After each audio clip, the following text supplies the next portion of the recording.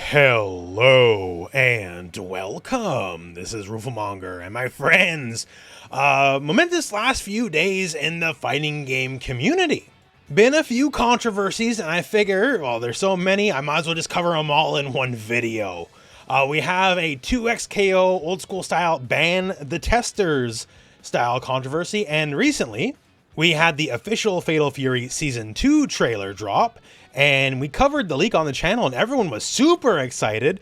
And when you know it, the official trailer caused the excitement to kind of go out the window because the whole trailer is AI generated. Whoops. So we'll break it into two halves here, and I guess we'll start with 2xKO first. We'll talk about Fatal Fury, and also there's some more news to talk about besides all those as well. There's a lot to talk about just in general. So first off, 2xKO. If you checked the channel a couple days ago, I posted a video. Hey, I was at Riot headquarters. Look at me, I'm posing in front of Tibbers and everything. Also, I lost almost 100 pounds since the last time I was there about 2.5 years ago, so pretty happy about that. And I certainly was not the only person invited. It was actually a pretty interesting mix of fighting game pro players, fighting game content creators, and just general press from all around the world. And I'll have more to say about that in a moment as well. But there was some controversy.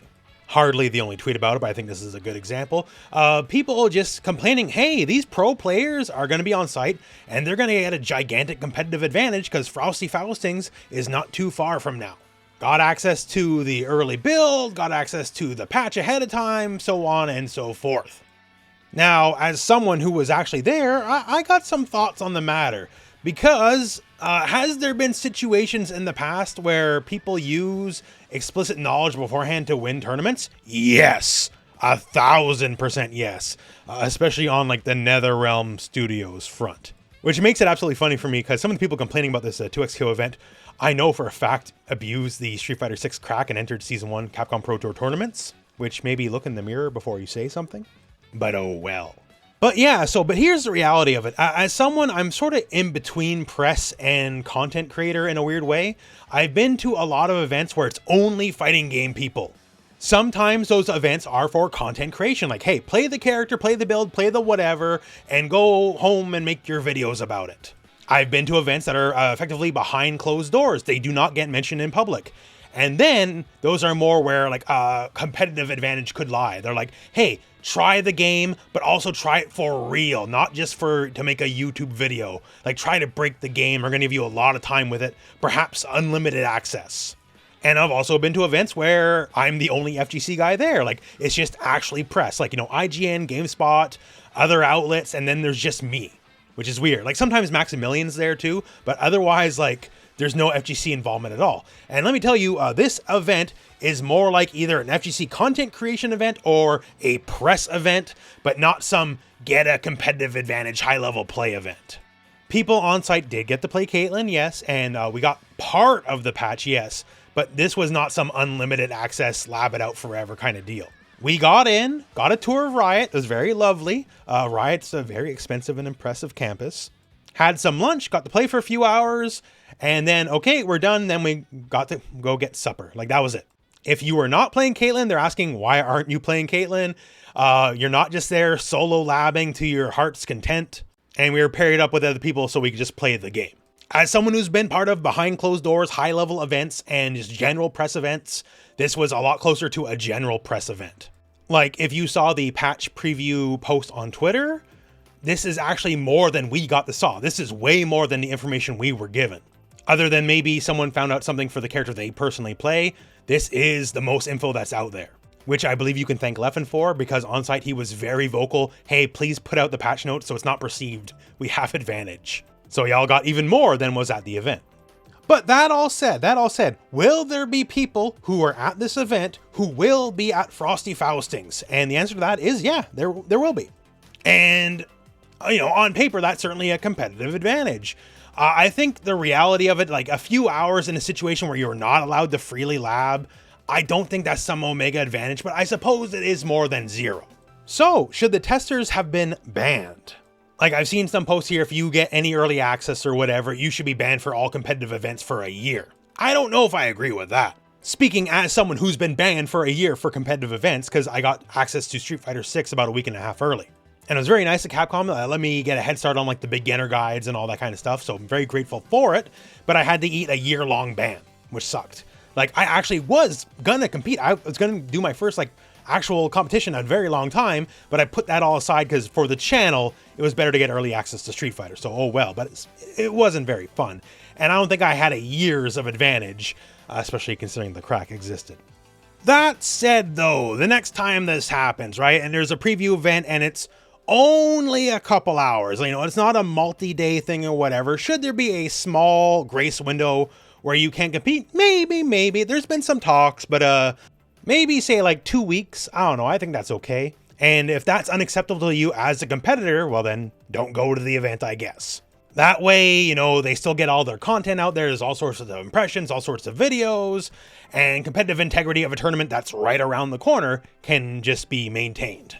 That's a spitball thought I have anyway, so I would actually love to know what you guys think about that in the comments below. But yeah, TLDR, for me, that was at the event and has been part of events that could actually grant competitive advantage for tournaments right around the corner. This one wasn't that. Realistically, given the setting of what we were doing and the amount of time we had, I don't think you can get much of an advantage at all. That's just me though. Now, controversy number 2. SNK, oh my god, man. So season 2 leaked, right? We made the video.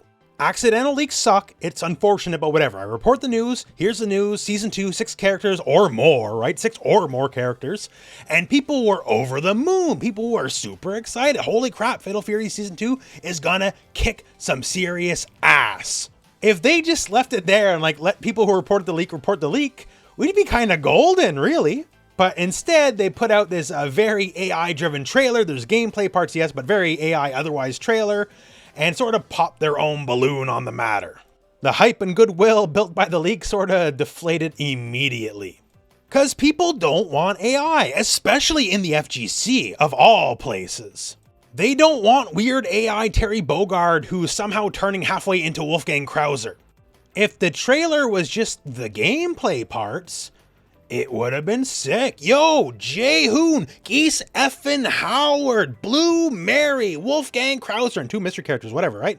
Like, just show the gameplay? Nothing else? That would have been a home run. Now, that said, I do want to make it clear here that the marketing department may not exactly be the same as SNK proper.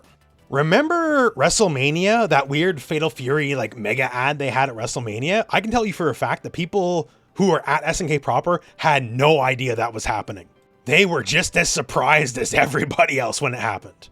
And it is my understanding, at least some elements of the team anyways, found out that this season 2 trailer was AI like hours before it dropped.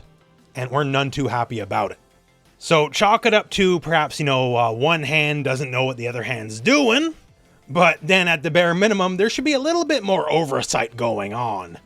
But whatever happened, happened. It's not great. As you can see right here, we got people making fan edits of the trailer, which are a lot better than the one that we actually got. Cause like, yo, let these characters sell themselves. Wolfgang Krauser, Blue Mary, Geese effing Howard. Geese Howard alone sells the trailer and the season. You don't even need anything else. I want this game to succeed. Why do you make it so hard? Like, look at this. They posted this morning, right? So, hey, season 2, obviously besides the characters, there's balance changes, system changes, and they give some really cool ideas like, hey, T-Zoc can get follow-ups off of EX command grab now. What? Kevin has all new comp. Like, this is cool stuff. If you showed this plus the new characters, that alone could be the trailer, and you don't need anything else. Like, rest assured, as much as this is unideal, as much as this sucks, I have faith season 2 is going to be actually good. But why shoot yourself in the foot? When everyone's so excited. When we did the leak video, everyone was so excited. And then just deflated so shortly thereafter. It's extra crazy because Fatal Fury especially, has put out more animated shorts and trailers and anything than like any other fighting game, maybe in history. They got Obari back and he's doing everything. Ken trailers, Chun trailers, the actual opening for the game. We got teasers for Fist of the North Star, Art of Fighting, like so much that they've had put out for animated footage for, you know, marketing Fatal Fury, City of the Wolves. And then this is where you didn't do it? Of all places, of all times, this is where you finally pulled back on doing this? The Fist of the North Star animated shorts like not even like a week ago. Like, to be real, we know you can afford it, right? So all I gotta say is there's obviously a disconnect between the main team and the marketing somewhere along the line. WrestleMania showed that to me, given what I know, and this is making it extra crystal effing clear. So you need to fix that broken link is what I'm saying. You had here what is potentially maybe the greatest home run of any fighting game was going to get in 2026. People already like the game. They're going to have all sorts of changes and patch stuff and system mechanics, all that. And then the biggest downloadable roster of any fighting game this year. And it might not even be the whole, like, once again, it's minimum 6. I don't think they're going to stop in June and wait a 6-month content gap like Street Fighter does to us, right? So I think this is more than 6 characters. It's just 6 we know about right now. So you take all this and it's the easiest win ever, and then you drop the ball. And it's frustrating. Like, rest assured, when the patch happens, I'll be covering the patch. I'll keep covering Fatal Fury and, anything SNK in general in the future, but dang if it's not frustrating. So there's that, basically. And I did promise a little bit extra news at the end, so back to 2XKO. So we got our first look at the Battle Pass that will launch with Caitlyn in Season 1, the launch season of the game. It will have the Chroma Crash skins. Someone called these the Splatoon skins, and honestly, I did see these skins kind of not wrong. If you like a lot of neon colors everywhere and a lot of paint effects everywhere, these are the skins for you. Like, even the effects change to make everything more painty and Splatoony, if you will. Also, we got a little bit of an update as far as just how the game's going to work now that it's officially out for everything, including all consoles. Big one being, a while ago, they mentioned the seasonal content. The season format's going to change a little bit, in that there'll be now 3 seasons a year instead of 5. This does not change any of the content, so there will still be 5 characters a year. But in terms of rank seasons being a bit longer, so we can experience the rank season a bit longer, and battle passes also lasting a bit longer, the seasons will now be 3 instead of 5, so there'll be less resets. Which, fair enough, I guess. I prefer Battle Pass lasting longer because sometimes I can't always get around to finishing a Battle Pass in time. And it's not affecting the amount of content we get, which, especially characters, so sure, why not? So that's basically the news for now. In the following days, for the proper launch of 2XKO and Season 2 of Fatal Fury City of the Wolves, expect all the usual coverage. I'll be doing the best I can to inform y'all of what's going on in terms of patches, changes, all sorts of fun stuff. Business as usual on the channel, I guess you could say, so please look forward to it. And that said, I guess that's the end of the video. So, thank you very much for watching. Hope this video has found you well, and go out and play some fighting games.